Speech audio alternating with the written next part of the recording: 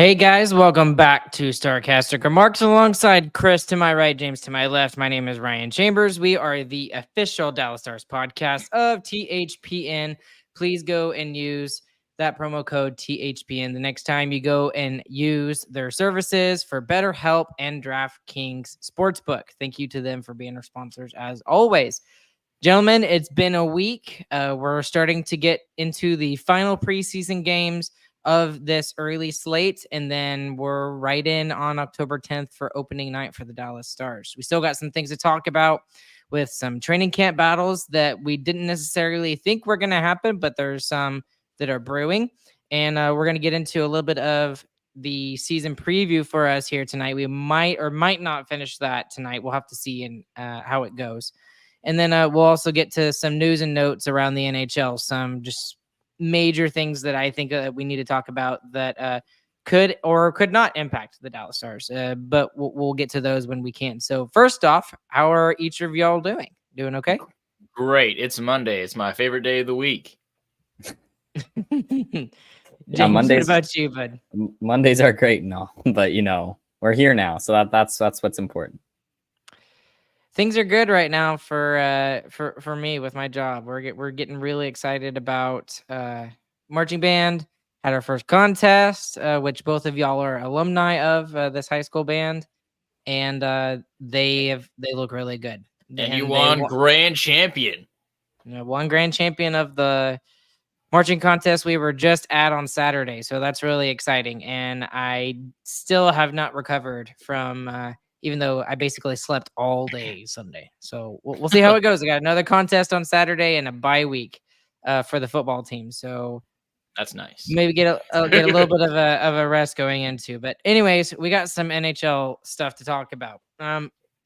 So obviously we have seen on Victory Plus the continuation of Texas Hockey Huddle, and we've also seen the traditional broadcast on the home side when it comes to the preseason games. And this is just kind of like another side thing. We weren't really planning on talking about that, but what did you think about the Texas Hockey Huddle the last couple of times? Because the first time it was a little kind of but I honestly thought this last one, last night's, was actually really, really good.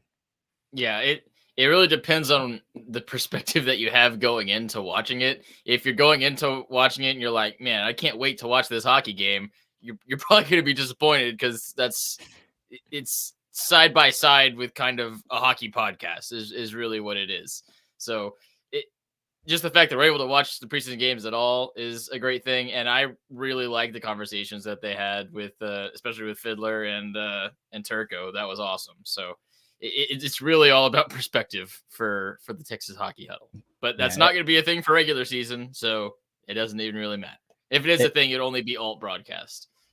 It helped that some of the game got really boring for long stretches. I mean, the second especially, oh my word, that was a chore to get through the second. All the talking helped it, but I mean, it looked like a preseason second period. Well, the Stars are 5-0 in preseason going into their final game, which will be on Thursday, I believe, against the St. Louis Blues. That'll probably be a veteran-heavy lineup, and we still have some decisions to be made by the coaching staff there as to who gets the number 6 defenseman spot, and also the 12th and 13th, and maybe even 14th forward spot if there's any cap room there. There's some speculation that we could see a couple of players there in particular. But, with sometimes, and this is silly to kind of talk about because we always get worried about it, but it seems like when the Stars do really well in preseason or they go undefeated or whatever, they don't start the regular season very well. So I'm keeping my hopes up that that's not the case for this season. But is that something to even be worried about or even consider? Or is that just people being silly and preseason doesn't matter?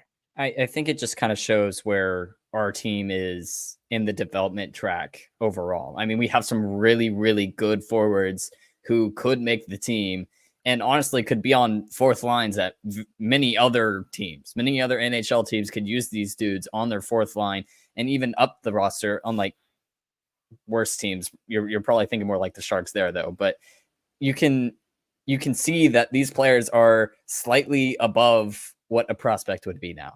And every other team that we've played so far, they're really trying to get their prospects into games. They're really trying to see what they can do.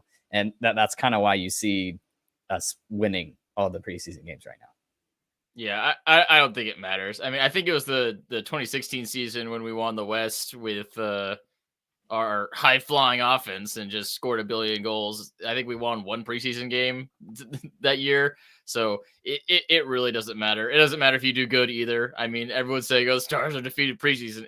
It doesn't really mean anything. What's good is our players that are battling for spots all are playing good, which is great. You're not having someone fall into a spot. And the lines and the pairings that we wanted to match up have all looked pretty good as well. That's the important stuff. Like the wins and the goals and all that. It's sprinkles, but in the end, it doesn't really mean anything. So speaking of preseason and speaking of kind of rosters and stuff, about 7 hours ago, the Stars released a statement. Well, not really a statement, just the fact that they made roster cuts, and there's a lot of them. So I'm not going to go through all of them, but there's no one on the list that is, that you would have expected to make the roster. So, I mean, obviously some of the biggest names on here, Harit Kowian, that was a guy that kind of came out of nowhere that really impressed me in particular. Obviously, friend of the show, Matthew Semenoff. You've also got Kyrou, Gavin White, Poirier, Cross, and then probably the biggest name that a lot of people will recognize is Antonio Stranges is also on that list, who could be in the top 6 for the Texas Stars this season. So that'll be interesting. Interesting to note that not on that list is Liam Bichsel. So Liam Bichsel is still on the training camp roster as of right now, and he makes it to the 3rd round of the training camp roster. So anything on the list that y'all saw that you're excited to see them moving forward and see what they can do in the Texas Stars? I'm looking forward to seeing Antonio Stranges more. I the way that dude moves is so like it's so much fun to watch. He kind of has like one trick, which is take the puck and skate through everyone. And once the other team figures that out, they're just like, oh, I'm just gonna stop you from moving, and it works every time. But he's always fun to do. He's gonna get basically one of those every game, so it'll be fun to see what other things he can develop throughout this season. And Chris, this is going to be really interesting for you because you're going to get to see these guys more up close and personal with your side gig at 100 Degree Hockey. So what's a player that you're really interested to see and that you're really excited to see down in Cedar Park? Yeah, Chase Wheatcroft is someone who could be in the top 6 given the couple of spots that are opening up there. And sorry to cut you off. The other one I'm actually really excited and really interested to see is Kyle McDonald. Yeah, he had a pretty good preseason. Had a couple of goals, I believe, at least one, and even played some PP1 stuff when he went as the net front guy. So we'll see him as the net front guy there in Texas. Sorry, go ahead. PP1. Yeah, but there's a big vacuum in the top spot for forwards. So, and there's a lot of good players that can really take that spot as well. There's a lot of good people who are confident with the puck, like Wheatcroft, who are ready to fill in that role. There's also a lot more better defenders that are going to be there. We're going to have Petrovic, Capobianco. We're thinking Bichsel's going to be there. I'm sure we'll talk about that more, but the defense for the Texas Stars has just gotten much better, which was definitely a sore spot last season, probably, especially when we got into the playoffs. So it'll be interesting to see how Texas Stars do with a lot less firepower up front without Bork and Stankoven, but probably a much more solid back end and definitely a better goalie. Yes, and that was another spot I was going to go into. The depth that the Stars have this year is better than they've ever had before, and that's something that a lot of people have commented about. We've seen Pete DeBoer, we've seen Jim Nill talk about it. We've even seen Mike Heika make some comments about how deep this organization it really truly is. And what that does get me excited for, Chris, especially for you, is the fact that the Texas Stars are going to be pretty good this year. I mean, a 5-0 preseason definitely does say a lot to the kind of guys that you have in the lineup at your minor league affiliate. And there's some hope for even the Texas Stars to be pretty good this season. Yeah, and it's shocking that they're going to be a good team and they're losing the AHL MVP and his line mate, who was number 2 in scoring. And the Texas Stars are still going to be a really good team. And that's the truth. They're going to be good. Okay, so let's talk about the biggest one that everyone kind of wants to talk about. Let's talk about defense for a second with training camp. So obviously, the way that it looks, at least for me right now, the D pairings are going to look like this. They're going to look Miro Dumba, Essa Harley. No. Harley and Labushkin, excuse me. Harley Labushkin, and then Essa and Nils Lundqvist. That's what I am kind of expecting to see on opening night on October 10th. Now, what that does mean is that Bischel would be on the outside looking in. Now, is it a foregone conclusion at this point that he is going down to the Texas Stars? Or do you think that there is still a little bit of that opportunity for him to kind of force the coaching staff's hand and say, okay, Nils, you're number 7. Bischel, here you go. Here's your spot. There definitely is the opportunity, because otherwise he would be sent down, because Texas's training camp starts this week. So that's the only thing that's interesting there. And you can look at that a couple ways. Either it's still a battle and it's actually pretty close that he might take a starting spot, or it's they want him to be with the big clubs training camp because it seems pretty apparent he's going to be there at some point, which I think both of those are valid options. The other thing is there's also a chance, I mean, with how good he's played, you might go 8 defenders, honestly, just to be able to try out Bischel for a little bit. Maybe that would be interesting to start the season with eight defenders just to try Bischel. And it's not a long-term solution either. You couldn't do that for a long period of time, I don't think, because you'd have to be either sitting Bischel or Lundqvist for most games, which doesn't make a lot of sense. But it doesn't make a lot of sense that he's still on the roster. There's only one preseason game left, so it'll be interesting. Yeah, I mean, he's the biggest thing about him is that he's big and scary. And you look at that versus Nils Lundqvist, who he's still decent size, but I mean, he's nowhere near the size of Liam Bischel, and it's a completely different style as well. Yeah. It's just who do you want more? And part of that comes down to is Miro going to play on the right side again? It's really what it comes down to for me. Is Miro going to go back on the right side so that Bischel can break into the lineup? And right now, I think the answer to that is no, because of how well Dumba's played and how well him and Miro have played together as well.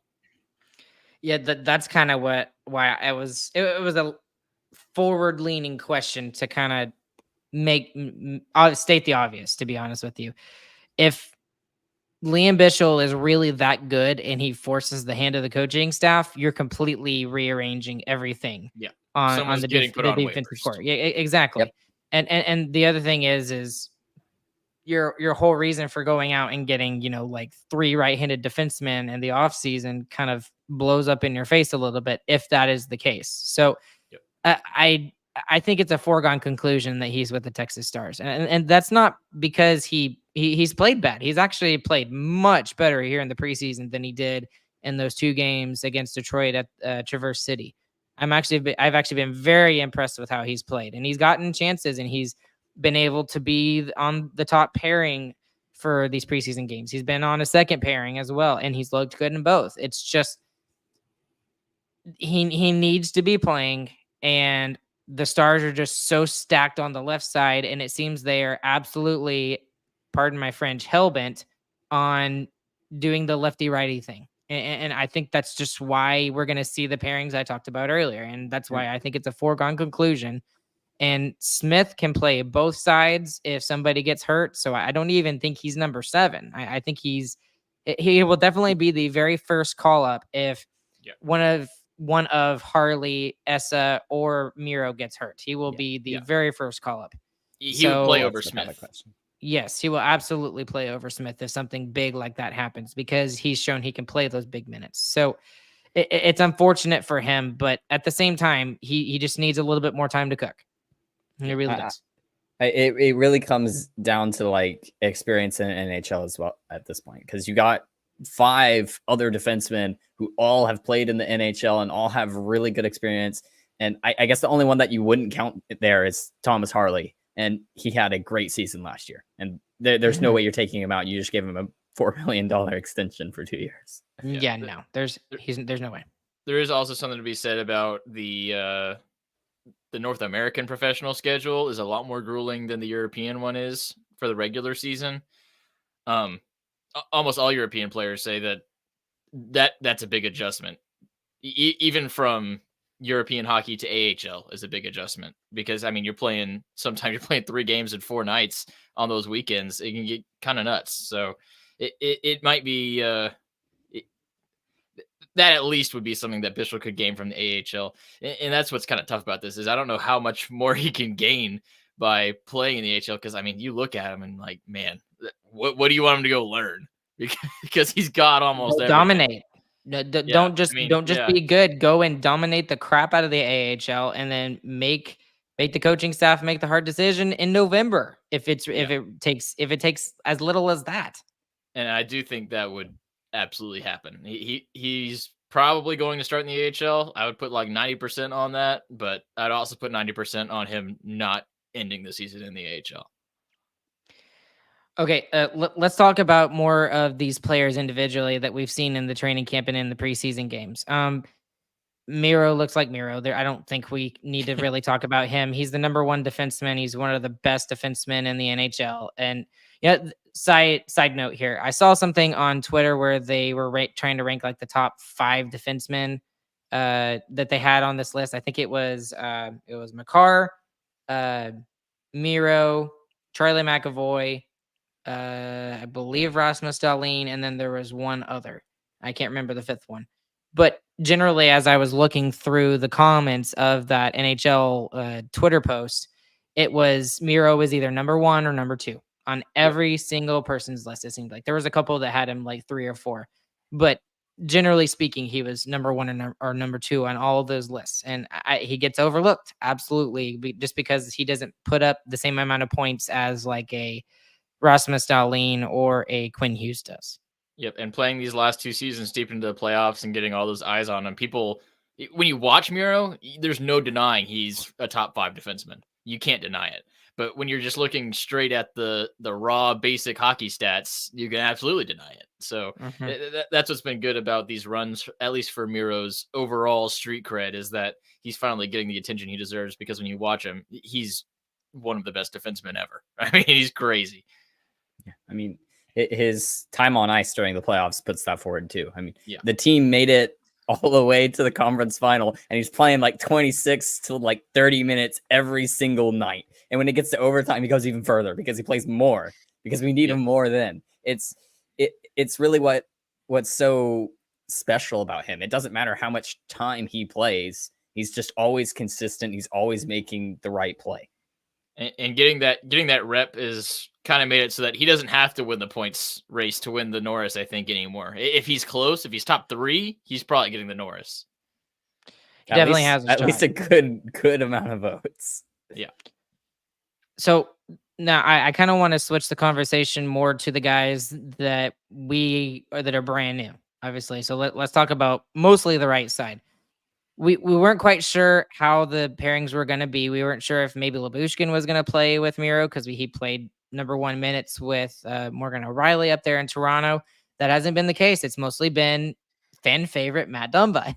So he is starting to endear himself to some Dallas Stars fans, as he's had some big hits. He stuck up for a couple of teammates. He stuck up for Casey DeSmith when someone was jabbing at him for a while. So he's starting to show some of that snarl, even in just regular preseason games. What have you seen out of his play specifically with Miro Heiskanen, or just in general? Yeah, really small sample size. I think he played 1 game with Miro as a pair. So I not a think he's played ton. 2. Maybe. Maybe it's just one. Maybe you're right. Maybe it is just one. Played Okay. the one. But either way, it worked good. Dumba wasn't really noticeable until he was doing something like stepping up for a hit on the blue line or punching someone in the face when they get too close to our goalie, which is good. I mean, you don't want to have to notice him, but it'll just be interesting to see if he can keep up. Really, I mean, he's a bigger guy. He's a lot slower, I feel like, than Miro, but he does have a lot more potential than I think a lot of people give him credit for. It's just interesting because he definitely is near the bottom of where he's been in his career, like last season. So he's, if you want him to be at Miro level and be able to play with him on a pair, he's going to have to step up to where he played when he was at his heyday with Minnesota. And he's done it before, but he's got to get back to it. Is kind of the difficult thing for me. Yeah. The small sample size that I've seen from him, and one thing that I was happy about when watching is that he knows what his role is supposed to be on this team right now. He's playing with Miro. He's going to be sitting back, and he's going to get in people's faces when they try to do stupid stuff. Like he did those 3 things all together, and that's all we want. Someone who's going to play with Miro. That's all you have to do. You don't have to be a world beater. We've talked about it before. You have Miro Heiskanen on the line with you. You just have to be good enough to let him go do whatever he wants.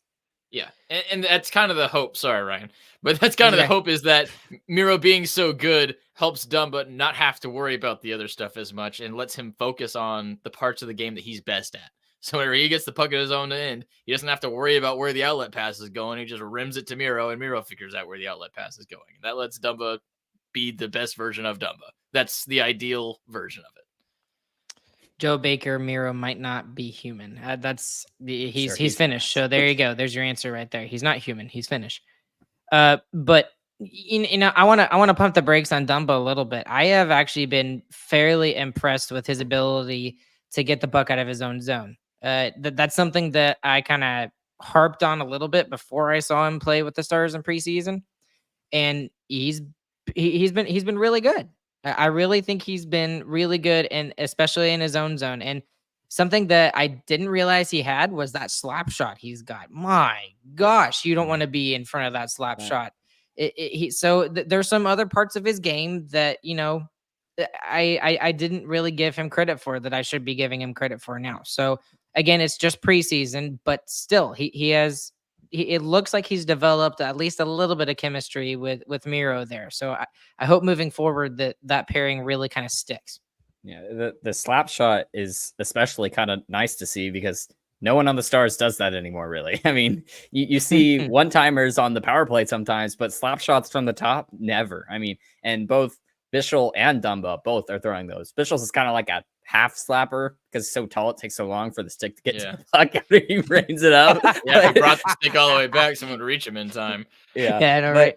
But it is nice to see them take those hard shots from the top, and it gives them more space when you do that too, because you're going to make the person think twice about blocking it. Just some comments over here from chat. Josh Moore. Dumba will be a fan favorite in playoffs, has the snarl we'd need, so Ben and Bush aren't the only options we have. That's a very good point. Jacob, I also admit that I've been pleasantly surprised with how well and responsible Dumba has been with his physical defensive play so far. Him playing with Miro looks like a decent pairing. And then also, this is probably my favorite one. Do y'all forget who Miro played with last year? I'm not too worried about Dumba. We are used to having Suter. That's also a good point. And he is absolutely an upgrade over Suter, in my own opinion. And he's 34, so it's not like he's a spring chicken or anything, but he's definitely someone who's still got some mileage in his tank and ready to go to play with Miro. So I do want to move on. Well, actually, anything else on those two guys, if y'all want to say anything else. Labushkin and Harley could be interesting just because they're both on the younger end. They haven't played with each other before. That's one that I feel like a lot of people are kind of overlooking, like, oh yeah, sure, that'll work. But like, I think that's a little bit more of an iffy pairing than a lot of people are making it out to be. They look good in the one game they played, but I don't know. Yes, and that's kind of what I wanted to move on to a little bit was Labushkin and Brendan Smith especially. So Weston over here, Labushkin and Smith make me worried, have not been impressed. With Lyubushkin, I don't know. I haven't seen anything that turns me off from him, but I also haven't seen anything that is, grade A level stuff, which is probably a good thing because that's kind of like what Essa does. So if him and Essa do that and kind of make sure that there's nothing getting back there behind them defensively, then great. The one that I absolutely can't stand is Brendan Smith. And I can't remember if it wasn't the last game, but it was either the Colorado game or the game before that. So the third or the fourth preseason game. I was absolutely not impressed with Brendan Smith, and it was absolutely terrible, and it could not. There was just really bad decisions going out of his own zone. There were turnovers in his own zone. He was not pinching at the right times, and I just don't. At first, I was kind of hoping that maybe he'd be able to make the roster, and that would make the Stars roster look a little bit more formidable, at least from a veteran standpoint, because he did play with 56 games with New Jersey last year. So that's not just a cup of coffee. He played a majority of the season with the Devils, but I'm just not very impressed with Brendan Smith. Yeah, I mean he's only there to fill the seventh defenseman role. He's someone that we don't really expect to play a lot of games, and he'll never really be a long-term solution to any kind of injury problems that we have either, since we have Bishop back there. And honestly, even Capobianco and Petrovic, I think, are better options long-term. But I think it's good for those guys to be playing in the AHL as well for Texas. But yeah, I don't know. I mean, I hate to say it, but it's kind of like a warm body to play on a road trip in case someone gets hurt, and he'll be there once every 5 games maybe to give someone a rest. But I don't think he's expected to be a big part of the team's success. Honestly. I mean, a big part of signing him too was to push Lundqvist. I feel. I mean, they're trying to put pressure on Lundqvist, saying like, if you're not playing good, we have someone else who we have an can NHL choose. Guy. Yeah. Yes, and I really think you don't want Smith to be the one who's going to win that out. But I mean, if Lundqvist doesn't improve from what he did last year, then he's at least you have someone else who you can put there, Yeah. That's a really good point that you made, Chris, and the fact that I've actually been more impressed with Capobianco and with Petrovic both than Brendan Smith. And I would almost rather see Brendan Smith get sent down to the AHL and keep Capobianco up here. He's been the one I've been most impressed with out of those 3 guys. And Petrovic has been okay, but he has had a couple of bad turnovers that have led to goals. But again, just preseason, but still, it's not something that you want to see from a guy who played as your number 6 guy even in the playoffs. So we'll have to wait and see how that all kind of lines up. But moving on from the second pairing from Lyubushkin and Smith to, I don't want to say a surprise, but it's a nice surprise. Nils Lundqvist, I thought, has had a very, very good preseason. He's been given every ounce and every chance. I think he's played 4 of the 5 preseason games, if I'm correct. And assuming that they do the full NHL lineup in the final preseason game and he plays again, that would be 5 out of 6 that he's played. So he's being given every opportunity to show the coaching staff that he has made that step and he can get there, and he doesn't need to be a scratch on, up in the press box or only playing 5 to 6 minutes a night. So I'm really keeping my fingers crossed for Nils that he is that number 6 guy on the right side. Yeah, and he played a ton of minutes in those preseason games. He looked really solid. Not a ton of mistakes. So yeah, I think he did what he needed to do in this preseason, and he's for sure gonna get his chance especially at the beginning of the season. Even if he's playing terrible, I expect him to play at least the first 20 games of the season. So no matter what, almost. So he's gonna get his chance because that is Jim Nils' project. That's what he's putting all his chips on. So he's going to get his chance, and he's either going to be a part of this defensive lineup, and when we get to the playoffs, he's going to be playing normal minutes, or he's going to be put on waivers at some point. So I don't expect the same ending that we got last year to happen with Lundqvist this year. Yeah. I mean, his worst game was definitely that first preseason game against the Blues, where I mean, he had a breakdown in his own end on that Yep. on the one goal that was in that game. Yeah. But since then, I mean, he's been fine. I mean, I haven't even noticed him in most of the games, which is a good thing. Exactly what you want from him specifically as well in these preseason games. You need, it's weird because most people are trying to like stand out and impress, but like really for him, it should be being invisible almost. You just have to do the right play over and over and over and over again and let the coaching staff know that you know what you have to do when you get the puck in every single different situation. And be able to move the puck out of your own zone cleanly. And if that means, and especially go for the north-south play rather than the east-west play, which could cause some really big issues in your own zone. We've seen that from a couple of defensemen.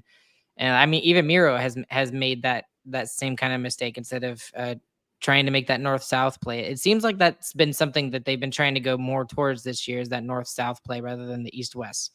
So just trying to go straight down the ice and keep that speed moving, which is something I've been really excited watching. So yeah. Go ahead. And this bottom pairing on paper is also something that makes a lot of sense too, similar to the top pair. Essa talked about during his interviews this preseason that it feels a lot like playing with Klinger, which is what he used to do a ton of. And we know what happened to Klinger after he left Essa. So Essa was helping him a lot with the defensive end of the puck, and hopefully he can do the same thing for Lundqvist. And if Lundqvist can have a safety blanket back there and feel confident to make offensive plays, which is his best quality, even when he's playing bad, he can still make some You can magic still with the do that, puck. yes. Mm-hmm. Then if he can have that confidence and, like James said, don't make the stupid play when you're in your own end, look invisible, then he'll be fine. But we haven't seen that yet. He's got to prove it. He's had a lot of time to do it, and he's got even another year. And it's just he's proven to us for a long time that he can't do it, and I think that's a really big part with him. So he hasn't been able to do it for so long. So you have to prove even more than when you would normally. Yeah. So let me ask you a quick question about this, actually, because this is kind of something we've discussed before, but it's been a year or two since we've discussed this about Lundqvist. And I understand in the playoffs why you don't give him more minutes, because he was just not, you could not rely upon him to defensively take care of the puck. You just couldn't. And the time when he started to look better, as soon as he started to look better, he would make that one mistake. And in the playoffs, especially when you can only lose 4 games, you just cannot make those kind of mistakes. So the one thing I would like to see this coaching staff do is to reassure him that he's got the spot for, like you said, Chris, 20 games. And if he makes mistakes, he makes mistakes. And what that means for like me, especially as a Stars fan, I have to be careful to criticize him within the first 20 games of the season. Maybe we can start talking about, middle of January or maybe beginning of January, when it really starts to get closer to the trade deadline. And then we can start being a little bit more critical of him, but I think if there's one thing you can't be critical about with Nils Lundqvist, is that he's felt like that anytime he makes a mistake, that he's gonna get benched. And that's something, especially for a guy who does not have the confidence right now, even though he is around the same age as Mira Heiskanen. He needs a little bit more reassurance, obviously, than any of the other players on the Stars roster does. At least for me. I'll have to disagree with you. He does need to be criticized pretty closely. I mean, he's got Liam Bichel right on his heels, who is ready to play, it feels like. So he's going to get his shot. Like I said, no matter what, he's going to get probably around 20 games. But if he's not playing well, I think we need to get on Jim Nill and say, hey, you traded a first round pick. This one didn't work. Play Bichel.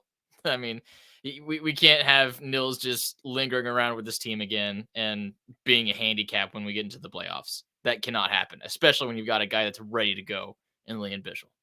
Yeah, it's just so hard to look at Lundqvist and just keep giving him these chances over and over again. Just he keeps proving us that he can't do it.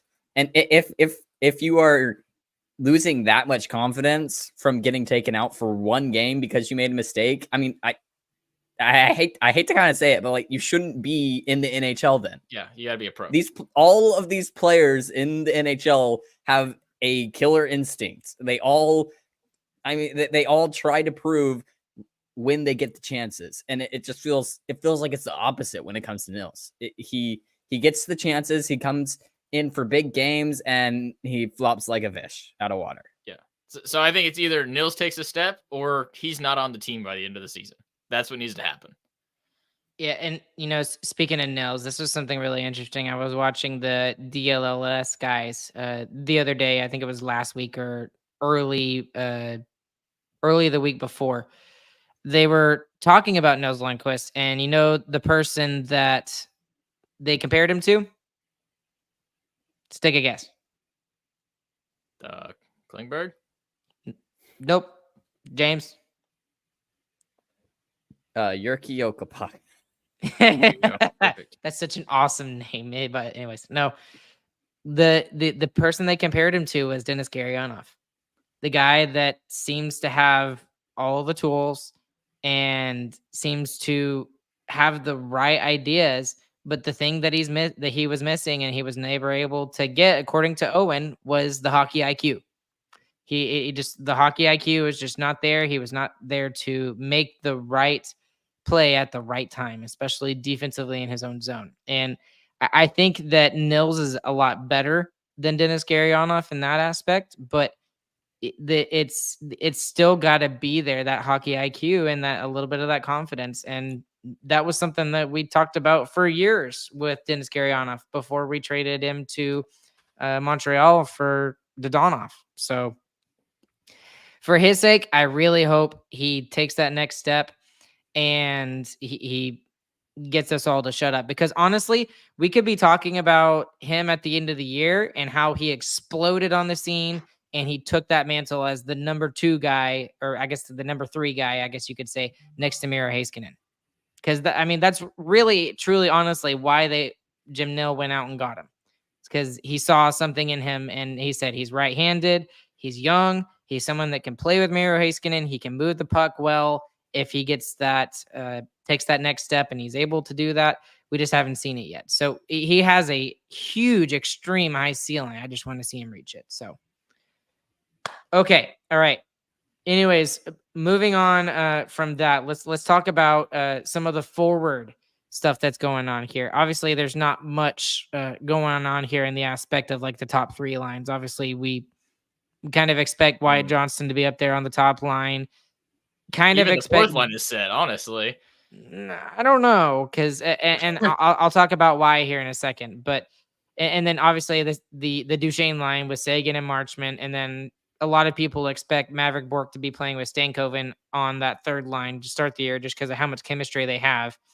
And then Ben always seems to do really well with the young guys, so throw him on that line. That seems to be the idea, but that 4th line, there's a couple of options here. And I think the most interesting one to me, Chris, is Arttu Huru. He's someone who has come out of nowhere. He's 25 years old. He's Finnish. Jari Lehtinen kind of gave Jim Nill the idea on this guy. And he has really, really impressed me in his ability to, yes, play defensively, which is what you need for first and foremost out of a 4th line guy. But he's also shown in the preseason that he can contribute offensively, even if it's just a little bit. So that is, in one case, I would not be surprised to see Arttu Huru on the opening night roster on October 10th on that 4th line. I really think he's got a really good shot of getting there. What do you think? Whose spot does he take, though? I mean, we got Sam Steele, Dodonov, and Blackwell has had a fantastic preseason. So whose spot is he taking? I would say Blackwell. I would say Blackwell's that 13th guy, in my own opinion. Who is not as good on the penalty kill as Blackwell is, I don't think. I think he has more scoring potential than Blackwell does. Blackwell is also just a solid NHL guy who's been there before. Huru hasn't even played on North American ice for an extended period of time. So yes, I really like Huru. I think he really could be one of the extra forwards we have. I think that would be a great pick. But the fourth line is set to me. I don't think Blackwell gets knocked out of there with how well he's played this preseason and what he brings to a fourth line as far as checking goes and as far as his penalty killing goes. I mean, especially with how good the players he's going to be playing with it too. I mean, Sam Steele was awesome last season. I mean, he played really, really well. And then Dodonov was on a 20-goal pace till he got hurt. I mean, yep, the dude, he's on our fourth line. Yeah, he was on a 20-goal pace last year. That's why I'm thinking that Huru might have an upper hand on Blackwell because he's got more offensive capabilities than Blackwell does. And I know Blackwell you talk scored about 2 goals. Huh? Blackwell scored 2 goals. So has Huru. Yeah, he has as well. Blackwell's got all that other stuff on him. He's a solid NHL guy who hasn't played on North American ice for more than 2 months. But it doesn't matter. Well, what we've seen that matters a lot.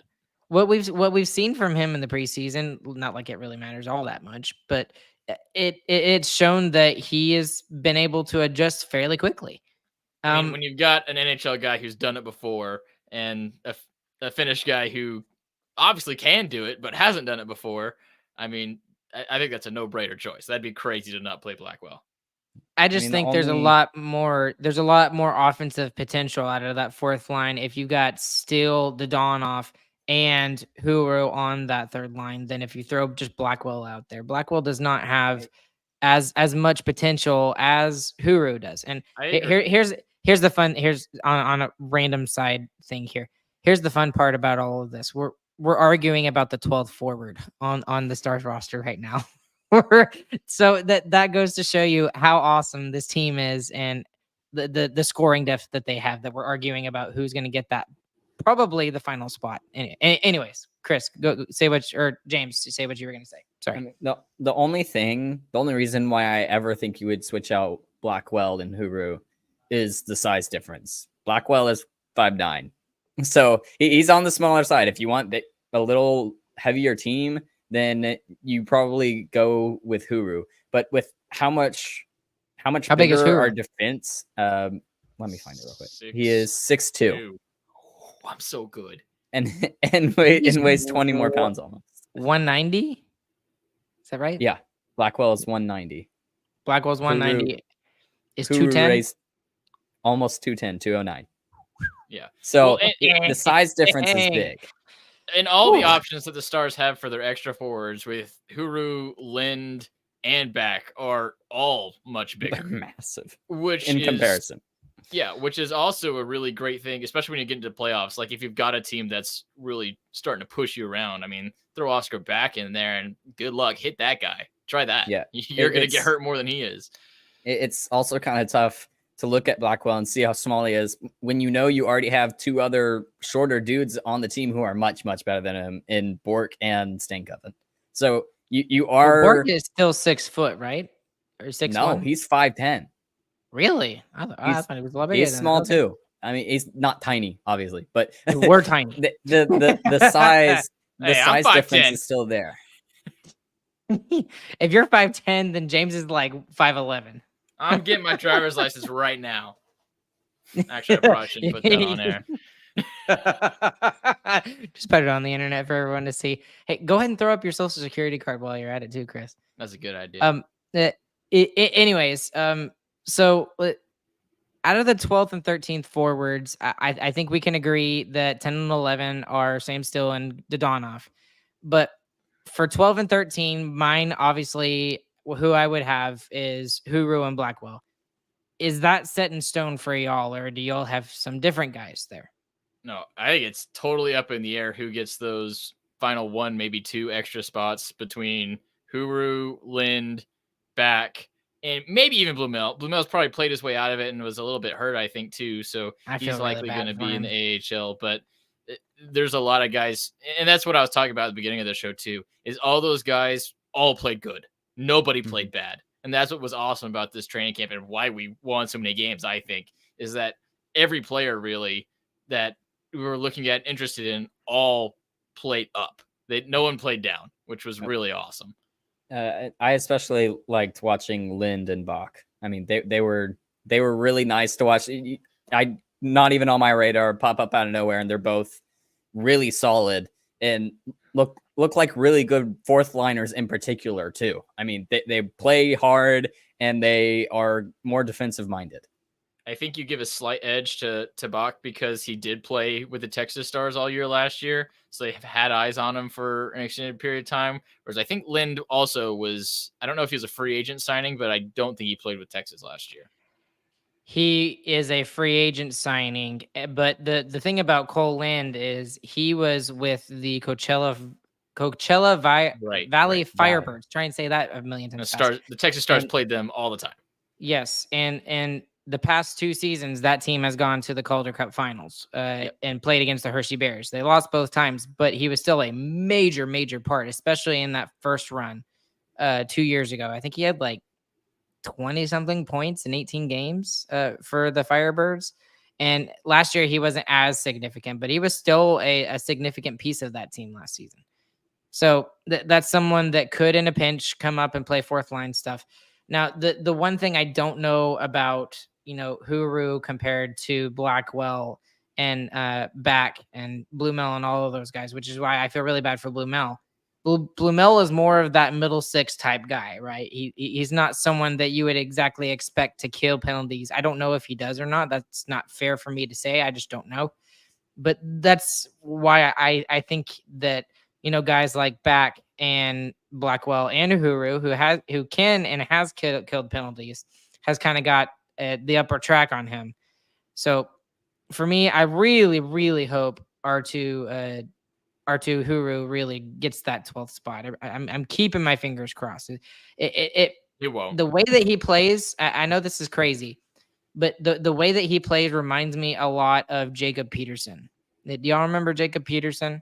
It seemed like a guy that came out of nowhere, and it looked like for a while he was going to, score about 10, 15 goals, and he was on that third, fourth line at points before he got traded to San Jose.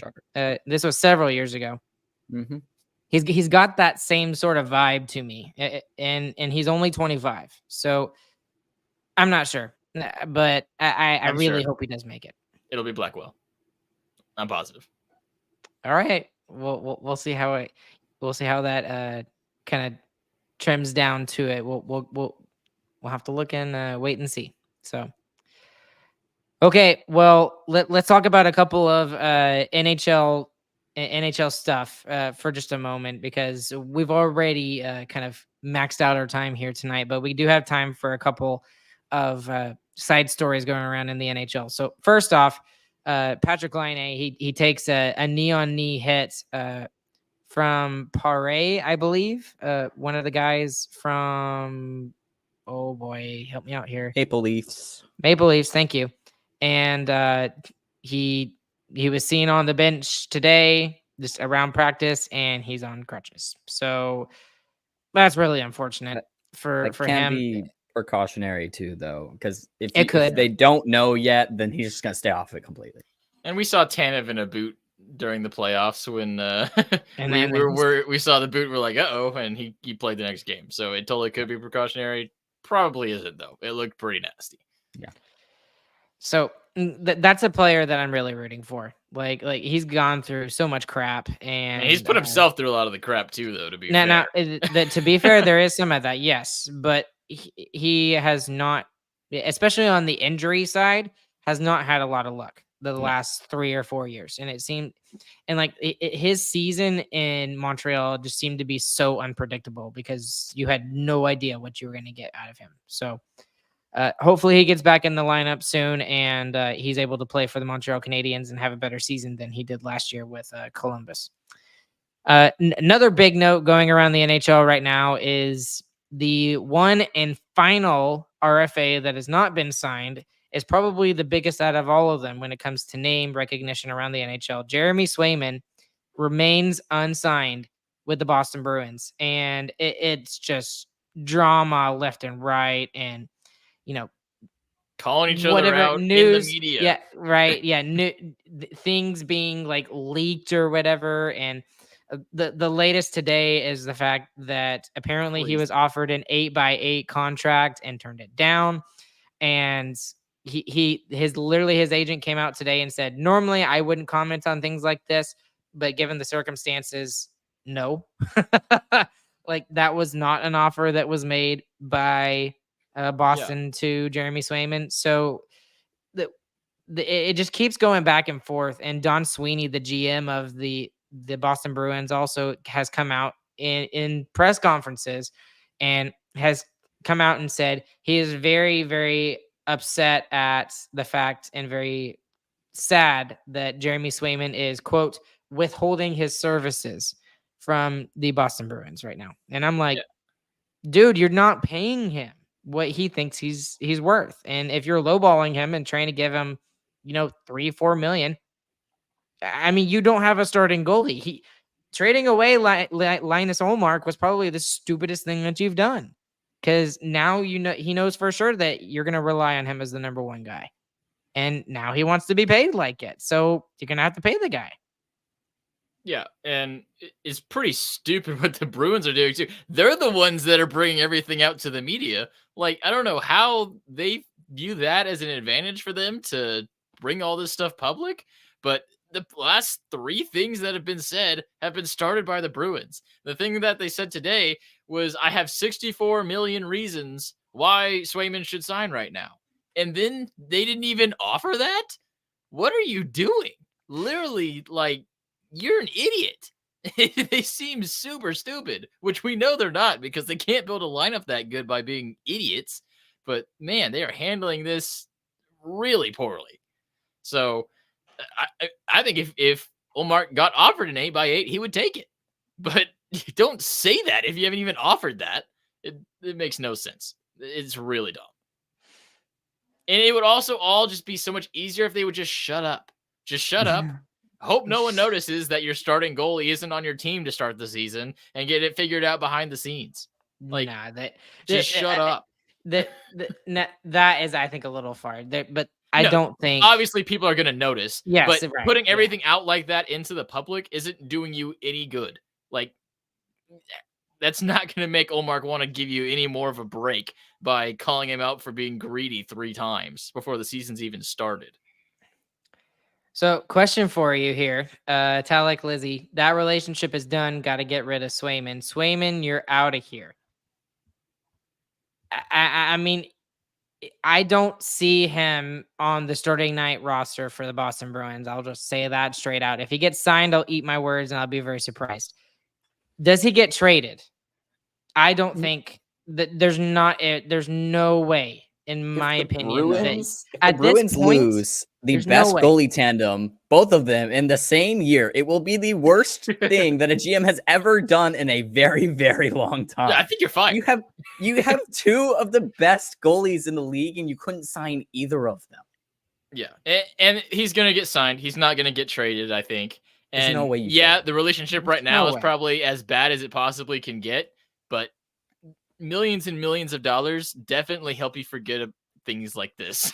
I mean, you get those checks starting to hit your bank account, you probably forget about how awful that contract negotiation was. So I think it's definitely going to put strain on their relationship going forward, and any thoughts of getting a team-friendly deal in the future are probably out the window. But I mean, that amount of money can heal a lot of things. We've seen lots of other things going on around the NHL. And, the one thing that I've noticed a lot is, despite the season fixing to start here in the next week or two, there seems to be a lot of injuries that are still going on around the NHL. And maybe it's just because I'm paying attention more or something like that. But I mean, we just talked about Line, but obviously we've seen things with Linus Olmark, who is kind of nursing something minor, but still it's kind of strange that he's nursing a little bit of an injury. And then some of the bigger ones, like John Gibson had an emergency appendectomy, just kind of like what Pete DeBoer went through just about a week ago now. And he's out for the beginning of the season. He's out 4 to 6 weeks. And And another guy that I know a lot of people don't like him, but he's such a good defenseman is Drew Doughty. That nasty collision that he took with the boards there with his left ankle, especially, he's gonna be out for months, is what we've been told. So I don't know if that's something that y'all have noticed, or if you think that this is just the normality, and maybe I'm just paying more attention to it. Am I crazy?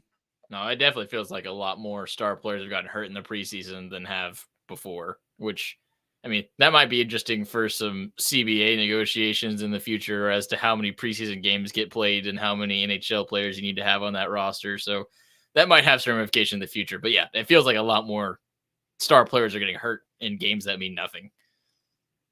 Yeah. I mean, even Demko up in Vancouver, they haven't confirmed that he's back yet either. I mean, there's lots of key players, especially around the NHL, who, I mean, no one knows if they're going to start the season or when they're coming back either. It has just been very nice that the Stars have not had to deal with a plethora of injuries like some other teams have in the past. Like the Devils, for example, that was one of the big reasons why they missed the playoffs this year, because they lost a bunch of their veteran defensemen, specifically Dougie Hamilton, and they had to rely on some really young guys like Simon Nemec and Luke Hughes to kind of lead the way, and it did not turn off well. And then 2 years ago, when or maybe it was 3 years ago, when Vegas missed the playoffs, that was the biggest reason why they missed the playoffs, because they had so many like man games lost to injury. It was just absolutely ridiculous. And for the Stars, I understand we're still waiting on Jason Robertson to kind of finish recovering from his injury that he had, but he had his surgery back in July, at the end of July. So it's not like this is something that has, just popped up or whatever. He's been rehabbing this for almost 2 months now, and he is still scheduled to be ready for the start of the regular season. So it's just it's a blessing in disguise for the Dallas Stars, and the fact that especially the last 2 years that we have not dealt with some major injuries for long stretches of time. Yeah, Stars been lucky on that front for a while. Mm-hmm. Okay, it's just about time for us to wrap it up. Before we wrap it up, is there anything that y'all wanted to throw out there and to talk about real quick? Robertson did start practicing. He wasn't a full go. I think he swapped out of some of the higher contact practices, is what I heard online. So he's still got a whole nother week and a half to get well too. I don't expect him to play the final preseason game. One, because why should he? He didn't play any last year, and he had the best start ever, and so it doesn't matter. Might as well get a look at some other player. But I fully expect he'll be ready to go for game 1. Yeah, I'm excited to see Robo back. I miss him. That line is going to be fun. Shot. That line of Johnston, Henson, Robo is going to be really fun to watch, I think. Especially getting extended time with it. I mean, because DeBoer's event, he's just going to pick something and he's just going to run with it, because that's the way that he runs his teams. He likes the line synergy, and he just rolls 4 lines all the time. So I really feel like he's gonna pick something. We're just gonna go with it. So it should be fun. But let's be honest. Let's throw Ben on the top line with Henson and Robertson, and then just let Johnston, Stankoven, and Bork just terrorize the NHL. I would so love to see that so badly. If I'm being completely honest, I would love that. Okay, guys, we got one more episode before the beginning of the season. We'll see y'all next Monday when that happens. So thank all of you who are watching here live this evening. We had a whole bunch of you. There's even more of you who are listening afterwards. Go and check out sarcasticremarks.com. That's the website. Sarcasticremarksshop.com is the merch store. That's the best way to support the work that we do here. We're going to be, especially for the beginning of the season, it's going to be a little bit nutso with the schedule in terms of all 3 of us being on the show all at once, just with the busyness of what I call Bandtober for my job. Obviously, Chris has got his gig with 100 Degree Hockey, so there will be some other guys that will be getting on here and helping us out with those AGRs. But They will be happening. We will have them for you throughout the season, all the way through the NHL playoffs. Fingers crossed. And as always, thank you to BetterHelp and DraftKings Sportsbook. Use the promo code THPN, and we will catch you guys on the flip side. Alongside Chris and James, my name is Ryan. We hope you guys have a fantastic morning, afternoon, evening, whenever you guys are listening. And we really, really are looking forward to the start of the regular season. Hope you guys have a good whenever.